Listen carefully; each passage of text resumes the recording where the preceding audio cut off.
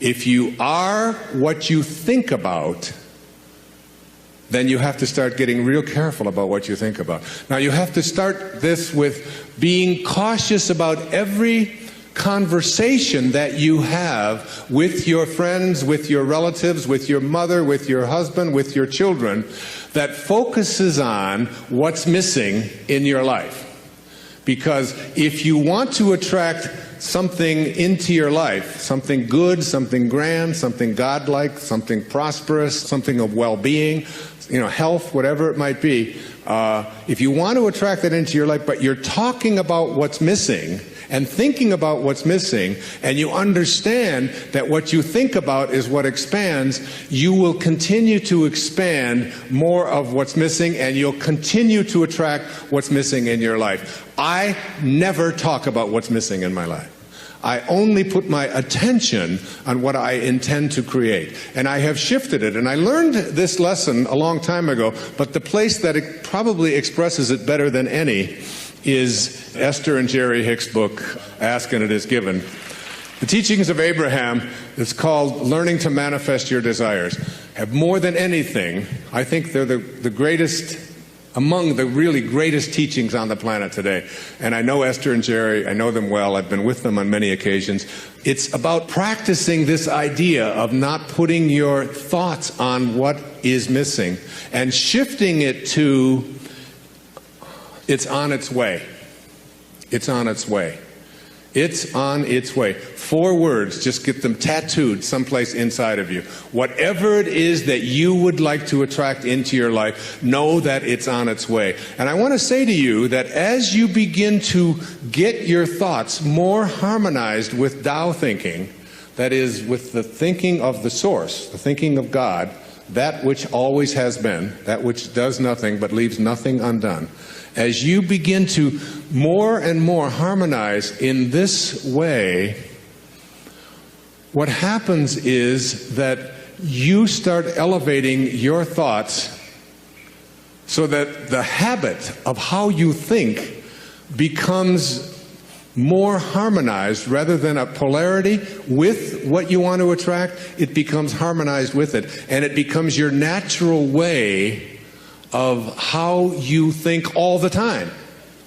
And you start then beginning to teach your children the same way of thinking. So you just catch them when they start saying things like, oh, with my luck it won't work out. Why have any of us ever learned to say, with my luck, and having it mean things aren't going to work out? Why wouldn't you say, and just have it as your habit, with my luck, it'll probably show up faster than it normally does? Why not have that kind of a way? Because here's what happens. As you begin to shift the way that you think and have an anticipation that this thing is going to work out for you, you can only act upon your thoughts.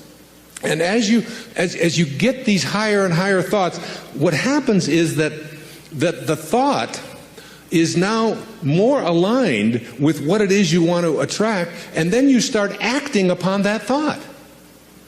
And as you start acting upon the thought that it will work out, that it's probably on its way, you start to see how this whole system all works. In other words, call it the universe, whatever you want, begins to conspire with you.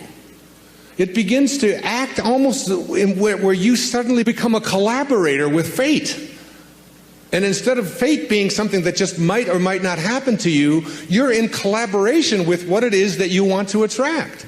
I mean, ask any physician, there's physicians here today, ask them about something called the will to live. Ask them about somebody who's going in for a corneal transplant and thinks that I'm going to see when this thing is done, rather than someone who thinks it probably won't work out. And which one would they rather work with? What is this thing called the will to live? What is this thing, this inner kind of thing that says, I refuse to allow myself to think? I say to my mother, who's 90 years old, almost 91 years old. I was with her for the last 5 days, every day, all morning long with her. And she's been going through some difficulties and so on. Most of you saw her on the PBS show, if you saw The Inspiration. She has always said to me how she was going to die. She said it to me when she was 60. what her death was going to look like, when she was going to die in her sleep, and it was going to be, it was going to be a peaceful thing, and she was going to do it when she was ready. When she was ready, she would leave, and she would know when it was time. And she says, and don't think it's time. I said, well, you got a hangnail there. Maybe we should just move on with it. And she said, no, I'll tell you when I'm ready. But she has always said, I will never allow Alzheimer's into my life. She's always said, that is not something, she'll say things like, well, I can't remember this name quite as well as I did before, but that concept of all, it's just not anything that I've ever allowed myself to think is a possibility.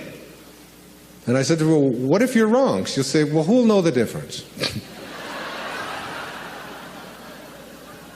And they've done research on this, in studies on gerontology, where what does your life look like from 60 plus? Versus what does your life look like from 60 down to into your 20s? That people who live a dynamic life into their 60s, 70s, 80s, and 90s, people who feel strong, who don't feel that getting older means that I have to in any way decline any place, physically or mentally. Getting older has nothing to do with the concept of declining. That when people are in their 20s and 30s and 40s and 50s, and this is their perception of what their life is going to be like when they're in their 60s, that those people have a much greater chance of not attracting the kinds of diseases that are so much age-related as do people who think of old as infirm and declining throughout their 20s, 30s, 40s, and 50s. That you change the way you believe about that and you say declining is not a possibility. I don't think about what's missing. You don't put your attention on what's missing. You don't tell other people about what's missing. And you don't tell other people about what you can't do and what isn't working and how terrible the world is. And the Tao teaches so much of it was written for leaders, people in positions of power. But I've translated all of that into your own level of leadership. And the great leaders are the ones who eschew violence. You have got to get yourself to a place where you don't allow yourself to have violent thoughts come into your consciousness. That means you got to watch the movies you're watching. That means the games that your children are playing, video games, have got to be monitored and removed when they have violence built into them. It means that you don't watch the news and you don't read the stories endlessly reaffirming what a terrible place this world is. It is not a terrible place. It's a perfect place. It's a beautiful place. There are just some leaders who are connected to Tao and others who are not. And we can create the kind of world that we want to create when enough of us begin to say, not part of my consciousness. Nope, I don't buy gossip. No, I don't buy violence. No, I don't have anything to do with that. And you just turn the channel, you turn it off. I pick up a Time magazine when I get on a flight and I go through and I say, I won't read the stories that involve killing. I won't read this. I don't need to hear any more about any more people blowing themselves up. I don't need to continue to have that as a part of my consciousness because I want to be someone who radiates out God-realized thinking. That's what I want to do. And I can't do that if I'm constantly being imbued with that. So I just go through the pages, and usually I say, oh, just threw away another $4.95. There's nothing in it to read. Every once in a while, good story about maybe Tiger Woods or something, but by and large, there's not much in there. And you don't have to fill yourself with that kind of energy. So you don't put your thoughts on what's missing. You don't put your thoughts on what always has been.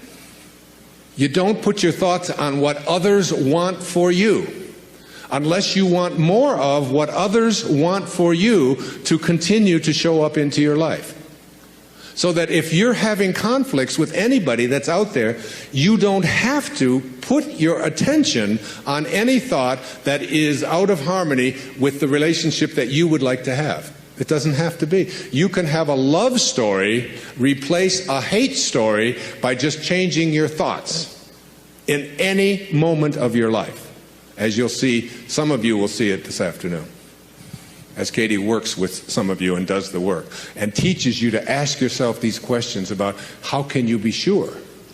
How can you be sure that that thought is true? Why not have a love relationship with your ex-husband or your ex-wife? Why not have a love relationship with your in-laws? Why not? Why not have it with everyone on the planet? Why not? Indeed, why not? Every moment of your life, this choice is yours. You can either be a host to God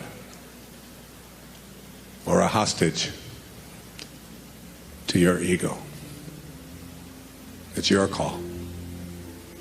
God bless you, and thank you for your attention. Namaste. Thank you.